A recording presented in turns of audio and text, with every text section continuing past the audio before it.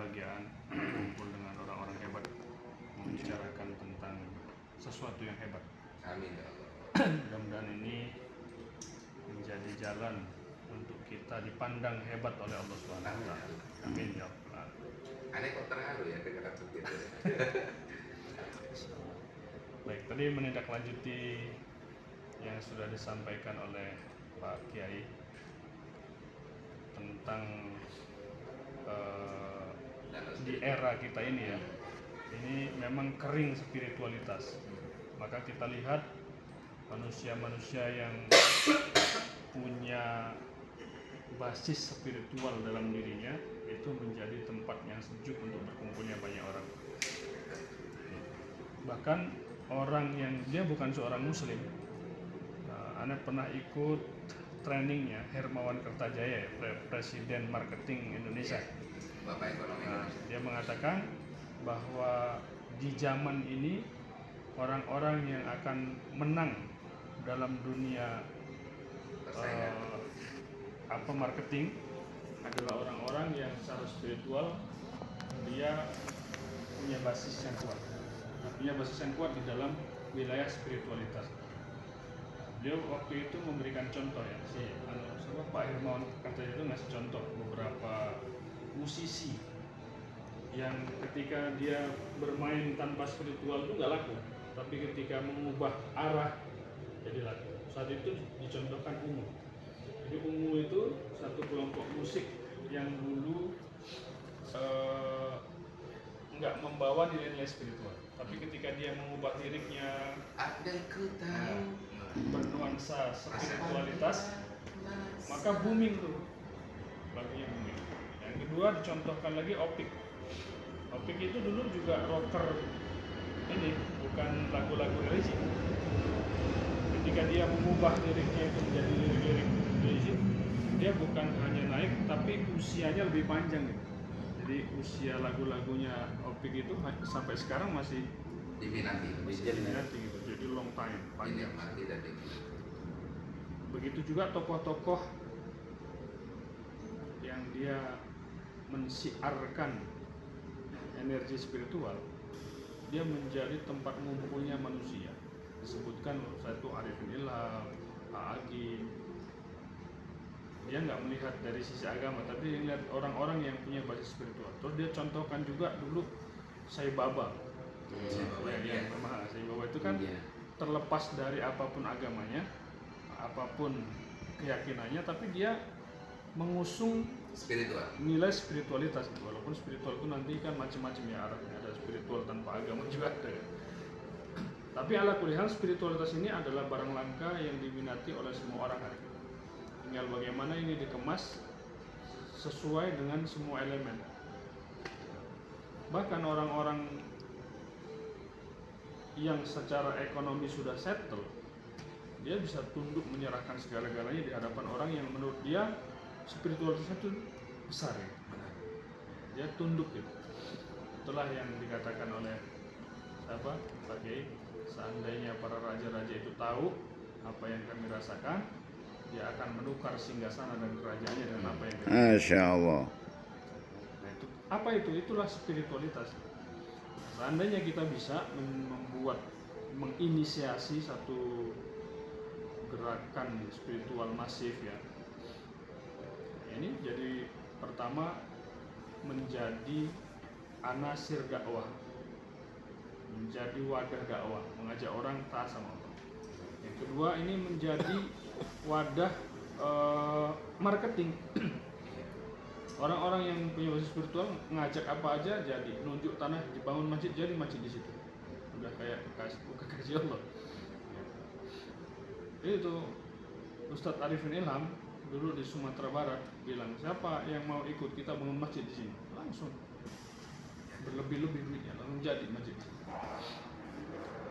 Jadi telunjuknya ini menjadi saksi ketika orang ini punya spiritual. Nah, spiritualitas ini kalau kita lihat mereka natural, artinya dibangun secara natural. Seandainya ini dibangun lebih dari sekedar natural, tapi tersistem, kemudian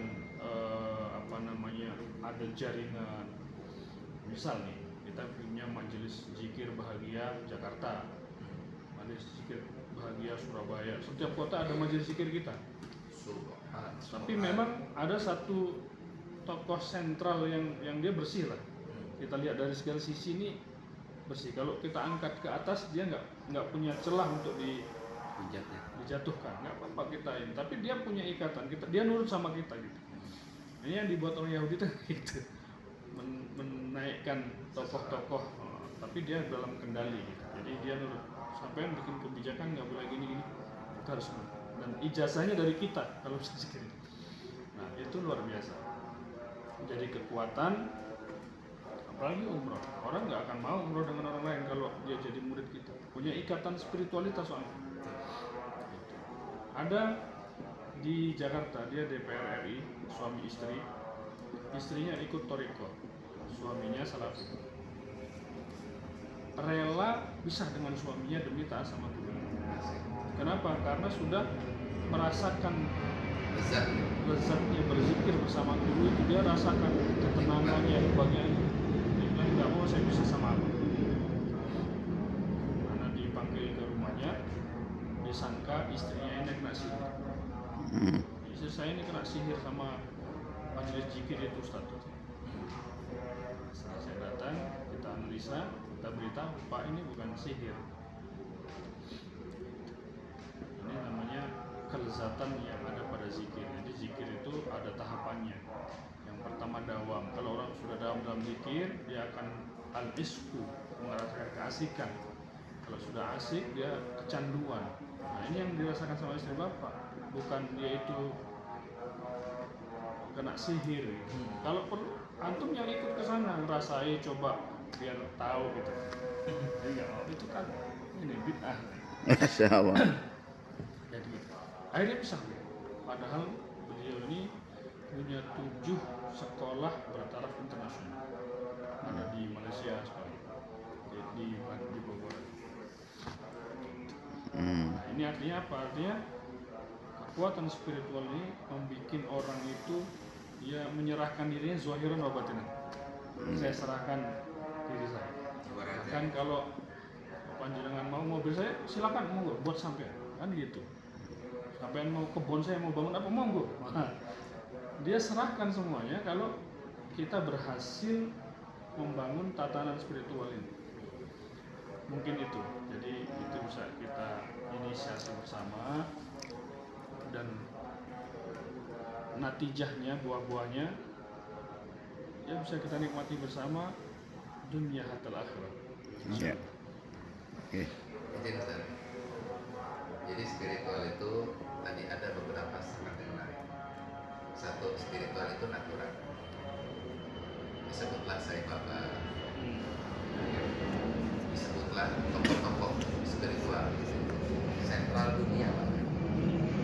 Siapa sih Siddhartha Gautama? Ya, itu kan tokoh spiritual yang sudah mampu menafikan gunung. Nah, ini jadi ingat satu kisah di zaman Imam Ahmad Al-Faruqi. Jadi Syekh Imam Ahmad Al-Faruqi ini kalau kita pikir Thariqah Naqsabandiyah Khalidiyah, beliau ada di jalur itu. Satu ketika belum mengislamkan jutaan manusia. Satu ketika hidup satu tokoh spiritual yang orang-orang Islam itu datang ke sana. Yang ajibnya sana, orang sakit datang pulang sehat, orang masalah pulang dapat solusi, macam-macam. Maka karena beliau tahu beliau non muslim, ini bahaya buat akidah umat Islam secara umum kan. Maka beliau itikad, saya akan dakwahi dia.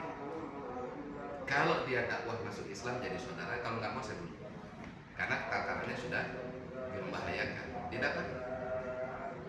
Pada saat didatangi dengan baik, layaknya seorang tamu sopan, layaknya tuan tamu, tokoh spiritual juga sangat ikram. Langsung ke depan diajak Islam. Maka orang itu diam sesaat, setelah itu bersahadat. Langsung bersahadat. Akhirnya si Imam Ahmad Al-Faruqi nanya, kenapa kau bisa secepat itu? Dan kenapa Allah berikan antum pekerjaan seperti ini? Saya hidup dari melawan nafsu sepanjang hidup saya.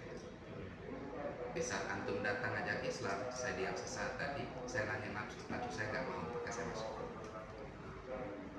Nah, Spiritual itu adalah latihan melawan nafsu sebetulnya. Bukan melawan, mengendalikan nafsu. Maka kenapa perlu 4 hari 3 malam? Untuk itu. Bisa nggak dikurangi? Itu kan logik. Bisa nggak dikurangi? Itu kan akal. Betul loh. Nah, Anda dapat saat ijazahnya 72 jam. Dari punya guru dan guru sampai Rasulullah. Kalau ilmiahnya sedikit, Nabi pernah bersabda, ada di satu, apabila kalian meninggalkan 10% sunnah, kalian akan tersesat. Tapi nanti ada di satu masa di kalangan umatku, mereka cuma mengamalkan 10% sunnahku, mereka akan selamat. Catatan kaki Imam Ghazali 10% di sini bukan sunnah ibadah, tapi sunnah meluangkan waktu 10%. Satu bulan. Makanya kita lihat Ustaz, yang hari 72 jam 4 hari 3 malam ini. Aneh kenapa tidak memilih 3 hari? Untuk membedakan lebih banyak. Karena emblem 3 hari ini, yuk lihat toge hari, yuk keluar 3 hari, yuk keluar 3 hari, itu kan program kerjaan Anda. Betul nggak? Sementara Anda tidak mau asobiah kepada satu harokat. Tadi spiritual kita adalah natural. Makanya disebutnya